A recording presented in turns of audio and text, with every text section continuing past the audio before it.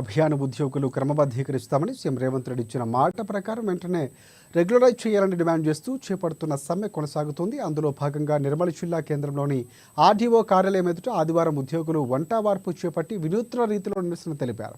Congress party అధికారంలోకి వస్తే 100 రోజుల్లోనే సమస్యలన్నింటినీ పరిష్కరిస్తామని ఆనాటి పీసీసీ అధ్యక్షుడు హోదాలో ఉన్న ప్రస్తుత సీఎం రేవంత్ రెడ్డి హామీ ఇచ్చారని, వెంటనే ఉద్యోగులు క్రమబద్ధీకరించాలని డిమాండ్ చేశారు. అప్పటి వరకు తమ పోరాటం కొనసాగిస్తామని వారు స్పష్టం చేశారు. గత 13 రోజులుగా తెలంగాణ రాష్ట్రంలోని అన్ని జిల్లాలలో రిలే నిరాహార దీక్ష మరియు నిరసన కార్యక్రమాలు చేపట్టడం జరుగుతుంది. అందులో భాగంగా నిర్మల్ జిల్లాలో ఈరోజు వంట వార్పు కార్యక్రమాన్ని సమగ్ర శిక్షణ పనిచేస్తున్న ఉద్యోగులందరూ కూడా తమ కుటుంబాలతో కలిసి పిల్లలతో కూడా మరి రోడ్డుపైనే వంట చేసి రోడ్డుపైనే భోజనం చేయడం జరుగుతుంది.